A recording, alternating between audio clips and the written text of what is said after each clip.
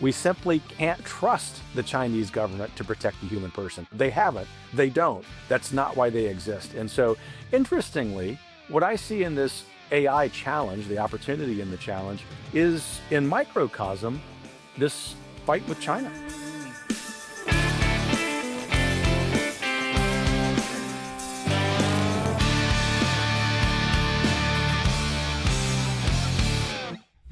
Welcome back to the Kevin Roberts Show. I'm Larry O'Connor, and today, well, we're talking about something that bridges ancient wisdom and cutting-edge technology. You don't expect the Pope Leo XIV in this case, to sort of lead the cutting edge on high-tech policies for a global community, but that's exactly what Pope Leo XIV has done with an encyclical. It's called Magnifica Humanitas, and I'm sure Kevin is going to correct my Latin on that. But it's all about artificial intelligence. And let's bring in Kevin. First of all, how was the Latin? I wasn't really good at that. A B plus, Magnifica Humanitas. You were really close. It's like that scene from Life of Brian when John Cleese makes Brian paint out the Latin on the wall, you know. Oh. Yeah, it's one of my rules in life is not to correct people in Latin. So let's just say you did perfectly fine. Well, but Pope Leo had some sort of a path to follow here with his predecessor, Pope Leo XIII, back during the Industrial Age. Am I right about that? Yeah, you are. And I think at the top, it's important to say that this is an important document, even for friends, maybe especially for friends who are not Catholic. In other words, this is a really ecumenical document. It's one that shows that the Pope is one of many religious leaders in the world, but happens to lead a church that has a deep intellectual tradition. And going back, especially to Pope Leo XIII, his predecessor of the late 1800s, the Pope Leo XIV is continuing a tradition of the Catholic Church weighing in, not so much on political issues, but on issues that affect us in our everyday lives. And so in Rerum Novarum, the most famous encyclical of Pope Leo XIII, he brought the church into a conversation about technology of the industrial age affecting everyday human life. And what Pope Leo XIV has done is do the same as it relates to technology, especially artificial intelligence. It's actually a really beautiful approach. And I know we'll get into the details of the document. I went in not with skepticism, but what I'd like to think is some objectivity, which we as lay Catholics can have on these encyclicals. And I was really blown away by how beautiful the document is. I would think that most people who read it would be very grateful for it. Am I right to think of when you look back into the 18th century, 19th century, excuse me, in the document that had to do with the rise of the industrial age, that one of the concerns from the church, and it's not exclusive to the Catholic Church or Christians for that matter, but one of the concerns was human beings were being seen and viewed and accessed and used, literally used, like cogs in a machine, that we would be seen as sort of an end to an industrial and financial goal rather than as individual humans with dignity. In a word, yes. And in another word, what Leo XIII and Leo XIV are concerned about in these respective encyclicals is exploitation. In the Mm. industrial age, what Leo XIII warned against was not capitalism or the free market, but people using those great, efficient, effective economic systems for their own selfish, individualist aims at the expense of their workers, including the physical safety of their workers. And what Leo XIV is doing is leaning on that Christian humanist tradition, which transcends all Christian denominational faiths, and saying, there's a sort of same opportunity here for poorly intentioned capitalists of artificial intelligence companies to exploit the human person. And I have a lot of non-Catholic friends, as you do, Larry, who've said this week they're really grateful for the Holy Father weighing in on this. Obviously, leaning on the Catholic intellectual tradition, which you and I and some in our audience can appreciate, but really more broadly, this tradition of the West, in which we want people to, of course, be very successful in their businesses, but we also know that if we're running businesses, we have a moral obligation to the other, starting with our employees. And so I'm grateful to both Leo XIII and Leo XIV for reminding us how we keep those things in balance.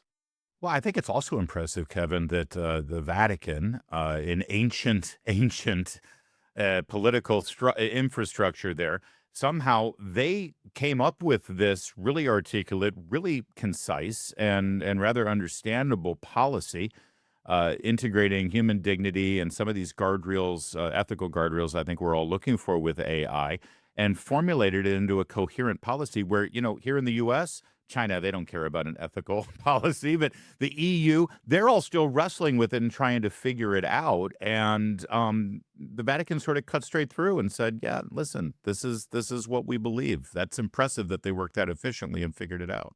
Yeah, I was struck by that. There are two observations I would make. Is the first on sort of a large scale, the truth of what you're saying is so profound in that document, and I would say that even for people who are more secular, just put a particular religion off to the side, they're just more secular. The chances are, if they're using or beginning to use AI, if they're in the West, especially if they're in the United States, overwhelmingly the chances are they know that while this is a tool, it also could be used for bad. That's part of this intellectual and Christian tradition that the Pope is speaking to. And so we often, on the conservative side, will decry the cultural deterioration. We certainly have talked about that many times in this show. But here's an example of not just a vestige of Christian tradition, a moral tradition, if you prefer, but one that's still alive and well. It needs some reminding. We all need that, and the Pope's doing that. But the second thing that I would say is getting down to the level of the text itself. You know, Larry, that I like to study language, I like to study writing. And I wasn't expecting this. It's not to say that my expectations were low, but the expectations of the writing style or the reality of the writing style in the encyclical is just phenomenal. Pope Leo XIV fittingly writes like an American. What do I mean by that? For those of us who read a lot of papal encyclicals, John Paul II, wonderful leader, one of the most important popes in the history of the church, which is saying something, but he sort of wrote in circles. You sort of had to follow him around these concentric circles. And then we got to the point, it was this major theological revelation, right? And then Pope Benedict fittingly wrote like a German. And so yeah, a lot of Yes. heart, but really a lot of head. Leo Really kind of, dense, yes, really dense really dense. stuff. Leo writes like an American, which is to say, there's a lot of heart. There's some real rhetorical verve in there on behalf of the human person. But what he does is he tells you, I've now told you X, and I'm about to tell you Y. And the reason I'm about to tell you Y is because of A, B, and C. Stick with me because this is where we're going. And I was thinking, it's so wonderful that we have an American as a pope. He writes so well. What a scandal it would be if they found out they used Chat GPT to write it. I know one of I'm my just saying. one of my tech buddies who's not Catholic, and of course, you know, we can Yes. joke about religion. Said, "Oh, Roberts, that whole thing is AI." By the way, you mentioned the secular humanist, and it's funny. You say, "Oh, you're a secular humanist. What do you believe?" And then they tell me what they believe, and it's like, "Yeah, well, Thomas Aquinas said that about 1,000 years ago, and Robert Bellarmine and Augustine." It's like, "Okay, borrow our stuff, call it secular humanist." But doctors of the church were there first. Yeah, the Uh, tradition's powerful, isn't it? So listen, this is a real thing. One thing we know for certain, and the document backs it up: AI is not going away. And right now, there is an international race about who's going to lead the way. Here in America, data centers are being built everywhere. There's controversies over it. Energy infrastructure needs to be reinforced for it.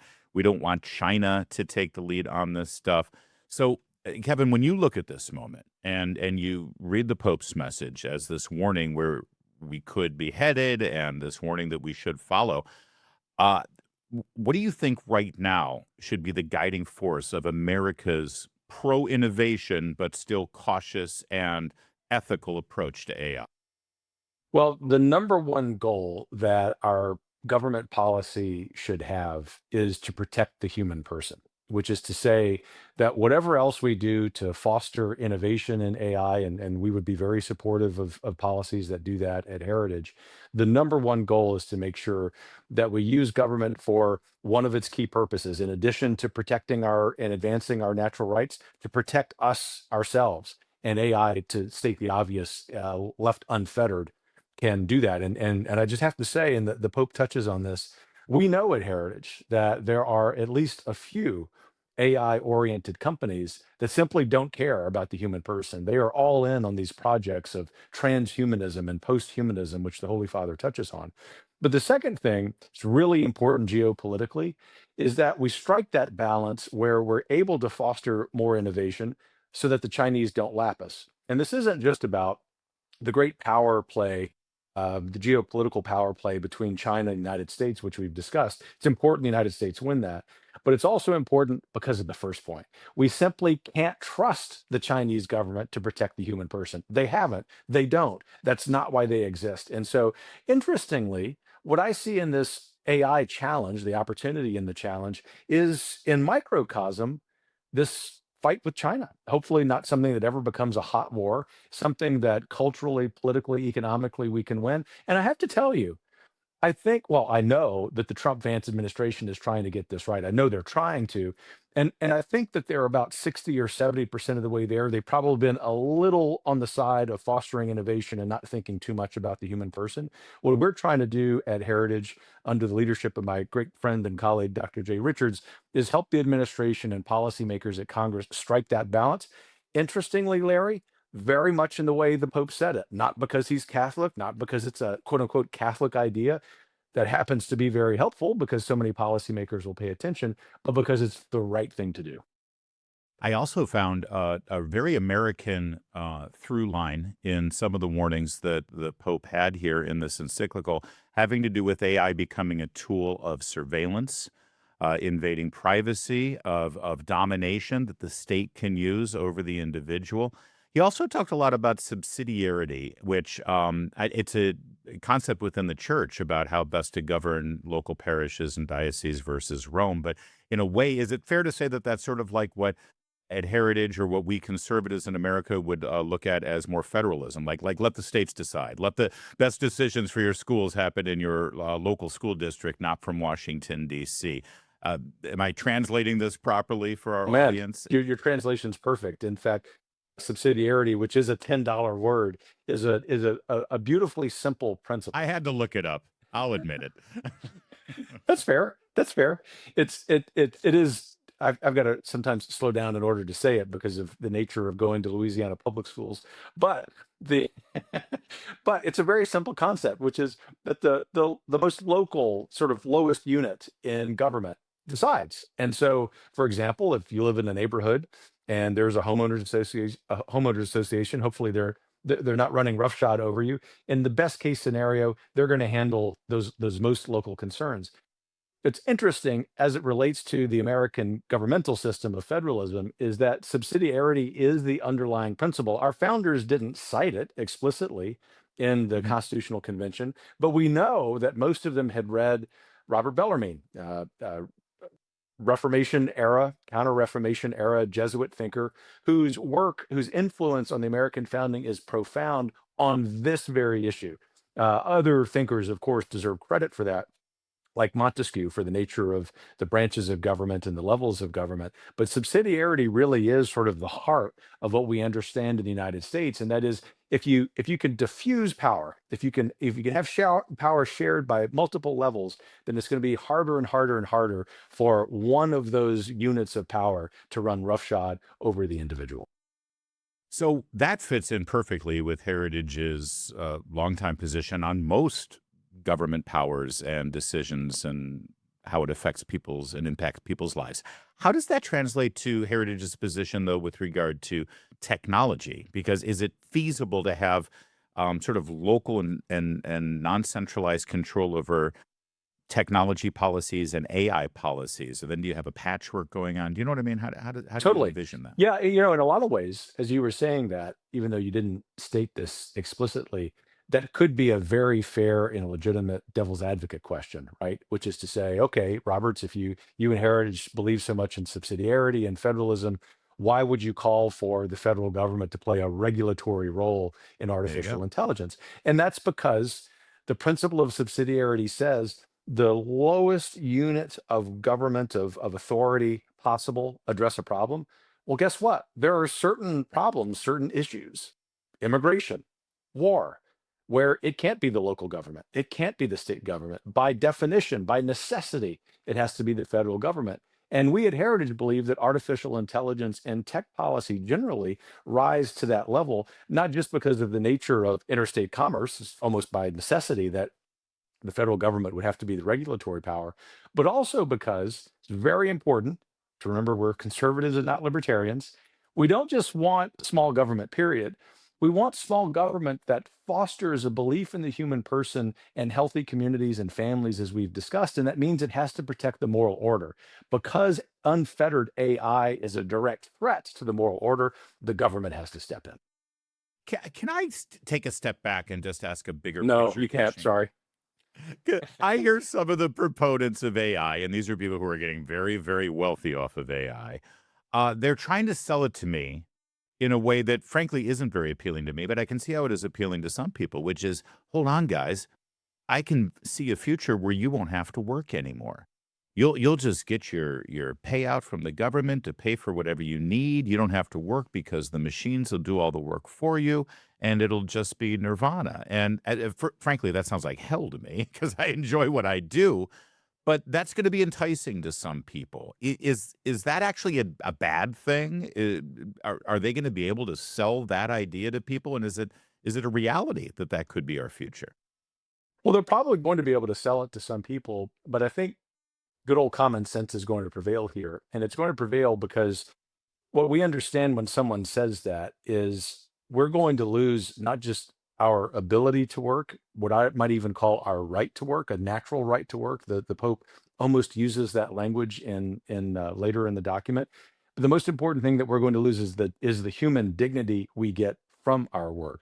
There's a long, long Christian tradition actually goes all the way back into the Judaic tradition in ancient Jerusalem that we want to work not just to for the material benefits, not just for the moral obligation we have to support our families and through fair taxation our governments, but because of the virtue that comes from that, the dignity that comes from that. And in fact, there are two elements of this in this encyclical that are important. The first is the one that we've been discussing, which is even in the secular world, say someone isn't going to church, they're not quote unquote a believer, that's their right, obviously, in the United States.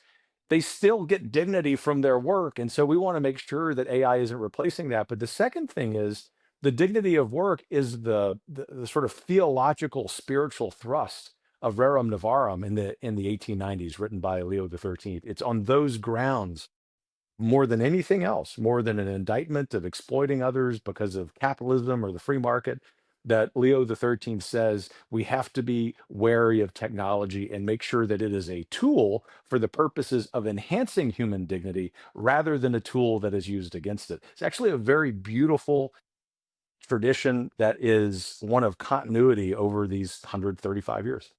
So, I mean, displacing jobs, or maybe more elegantly, alleviating the burden from people who have to who are being overworked or exploited by workers. That isn't necessarily a bad thing, as That's long right. as this technology is used to serve the common good and enhance the human experience, I guess. Is that what you're saying? Yeah, that's right. And in these situations, we always want to guard against the worst case scenario, but at Heritage, especially recently, we've been trying to talk about the best case scenario. And so if we take this really excellent example that you're offering and we invert it to the best case scenario, we would say, let's say that AI is being introduced into a factory producing some particular product, and that there are repetitive jobs that I wouldn't necessarily say are demeaning, but they're certainly not fulfilling, right? That, for whatever reason, there's not a tremendous amount of dignity that comes from that. If AI were to replace those jobs, those particular duties, and create an opportunity for those people who've been doing those repetitive jobs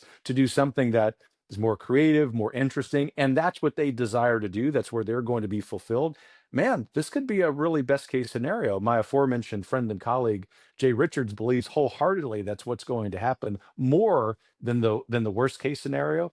I happen to think we should trust but verify. Let's make sure that we're getting the policy straight on the front end. But I think that's the scenario. And as I have said over the years, and I wrote about under Francis's papacy because I thought he was way too oppositional to the free market. Is that a couple of times wrote and said, I wish the Holy Father had the opportunity to visit not with Fortune 50 CEOs, but with the regular, average, run of the mill businessman or businesswoman who care so deeply about their employees Yes, they have to make a profit in order to stay open, but they want their employees to be really fulfilled. If it's those people, the small and medium-sized businesses who are driving this implementation of I think it's going to go well because they're going to want to find a way not just to improve their bottom line, but to create a situation in which their employees can flourish too. All right, Kevin, you mentioned devil's advocate, so here he comes. My devil's advocate question is from the conservative, ultra conservative, capitalist side of the equation. What the hell are you doing here, Roberts, with your Heritage Foundation and conservative values?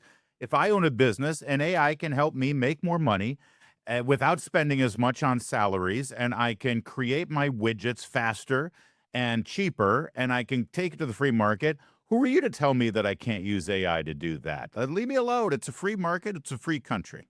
Yeah, if that's what you're doing, you can do that. It's your right to do that, and I don't think there's any public policy that would stand in the way. The problem, though, is if you were to take the next step and say the purpose of all of this is to eliminate a human workforce, I don't think you're going to be around long because you're even with the introduction of AI into some of those systems, you're going to have the human mind. You're going to have the human virtue there to be able to make decisions.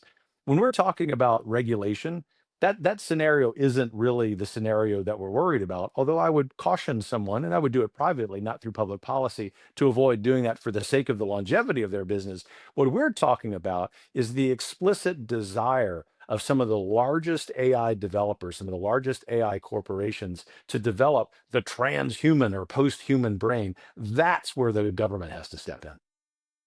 Kevin, let's get to a part of this story that's really probably affecting people right in their neighborhoods right now. And it's a debate that you see all across the country, often in suburban and rural areas. And that has to do with the creation of these data centers. AI is not going to happen without these data centers. And they're being built in those neighborhoods that I just described. And also, they're being powered by an energy infrastructure that just isn't equipped to keep the lights on and keep the AI computers running. How do we resolve this issue, and what kind of policy do we need to address it? Well, I've got to level with you, and I wrote about this in my book, Dawn's Early Light. I hate data centers. I hate the concept of them. I think they're dystopian. I think they're awful. They're windowless. I can't even contemplate any of my family or friends working inside one of those god awful things. And yet, they're necessary if we're going to see the best possibilities of this technological innovation. And so, what we're calling for at Heritage is subsidiarity, the most local unit making the decision, the government unit, on whether and where and when data centers can be built. I'll cite a recent example that I think is illustrative of how this can work well. Prince William County, Northern Virginia, one of the big DC suburbs, sort of a 50-50 county politically, which is not really relevant to this particular story, but a data center was authorized by the county commission. That data center was going to be built adjacent to and a little bit on some of the historic part of the Manassas battlefield. You know, history nerd. I like to preserve battlefields. I don't think it's the common good that that can happen. What a local judge said was, you can't build it there because of the higher good of protecting that part of the battlefield. But Prince William County is a big county. You can build it somewhere else. And I think that kind of local policy is very good. We have to have data centers, unfortunately. But the other thing that I would say is that the data centers, those companies themselves, need to be paying for their electricity themselves. Because what's happening in the same place, even here in my house where I sit recording this, is that our electric bills are going up all over the Mid-Atlantic. Why? Because the local governments, the state governments are not requiring those higher electric costs to be borne by the companies themselves. They're spreading it out across the utility ratepayers, and it's unfair. It's unacceptable. And the thing I like about this is a public policy issue. It also is nonpartisan. We need some Right. common sense here. And I'll look. You asked a policy wonk policy question. There's a great opportunity here, though.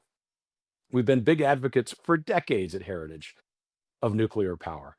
Such an opportunity for another American innovation, which is these micronuclear plants to be built in conjunction with these data centers and provide that local power right there. That's the kind of thing that we could subscribe to at Heritage. That energy, and that is the bottom line. Everybody's energy prices are going up because of this increased demand, and the demand has exploded exponentially. Nobody anticipated all of these data centers. What's the resistance right now to growing America's energy supply and including nuclear in there? Well, it's from the environmental left, and so you have this problem, the NIMBYism, the not in my backyard ideology about the data centers. Although I might be part of that myself, it doesn't necessarily cut left versus right. But the real obstacle here in sort of creating this policy win is that environmental leftists don't want nuclear power at all, even this extremely safe small nuclear power. The And no carbon emissions, by the way. Absolutely, But absolutely. The good news is, I think one of the achievements of the Trump second term already, Larry, is making some progress on the permitting of that. It used to take something like 27 years to get through permitting of a nuclear plant. It shouldn't take nearly that long. It shouldn't take 10% that long, especially for these small nuclear plants. I think we'll get there. so this conversation is not happening over in Beijing. No one's sitting around and navel gazing and worrying about protecting human dignity. And I'm not that we're gazing at our navels, but you know what I mean. They don't care, right? They're just full steam ahead. Whatever. Human beings are just a resource to be expended. Can we compete with them if they have no concern about the moral and ethical and basic human dignity questions that revolve around artificial intelligence? We can compete with them, even though we will, by virtue of the foundation of your question, take a little bit longer to get the balance right. Because number one, we're ahead of them. Our AI technology is still ahead of the Chinese. They might be catching up, but we're still ahead. So we have the time to get this right. But the second thing is, it will be so destructive to Chinese society for unfettered AI to be implemented that I think that the Chinese will go down that path while we get the balance right. I'm actually cautiously optimistic about that, and only cautiously about us, only cautiously because there's still enough American AI proponents who are comfortable with the concept of transhumanism and posthumanism that we're going to have to spend some time persuading them, not cajoling them, but persuading them about why that's such a bad idea. That's why the encyclical, I think, is so important. So, if you could sort of wave your magic heritage wand over there and get the federal government or whatever oversight entities you imagine best equipped to sort of make this happen, uh, is there a way? How would you suggest ensuring that AI strengthens families, creates good jobs full of human dignity, and respects the actual dignity of the work the human beings are providing here, instead of undermining humans on the workforce? Is there a way to find that balance? There is. We are developing that answer at Heritage. I'll give you the rough contours of the answer. Just as the technology is changing every day, it's improving every day. It is therefore hard on the public policy formulation side of it to keep up with that. And so what we've tried to do at Heritage is get ahead of the technological innovation and see where AI may be in 6 or 7 months. And so in the next weeks or a couple of months, we'll be issuing something that we think the presidential administration and Congress could issue, which might be an AI user's bill of rights. It might be the parameters for AI usage. It doesn't have to be, I don't think, a very specific piece of legislation at this point. It may have to be. In other words, what we're trying to formulate is something that's proactive rather than reactionary. This is precisely what the White House was trying to do with its AI tech policy task force led by David Sachs. And that's the effort that I think got 60 or 70% of the way there. In order to close that gap to get it to 100%, they're going to need to listen, frankly, to people like Jay Richards and my colleagues at Heritage, some thoughtful members of Congress, about stating explicitly in that Bill of Rights or whatever we're going to call it, that we are protecting first and foremost the human person, the family, that's not going to get in the way of an individual business owner improving their bottom line by introducing AI. What it's going to do is actually make society far more sustainable. There's a very long, long timeline between, the invention of papyrus and then the printing press and then the typewriter and then the word processor and then having a supercomputer in your pocket. And everywhere along the line, those major technological revolutions tested the civilization's values that experienced it at that moment. This encyclical from the Pope, it reminds us that AI has to serve human dignity, not the other way around.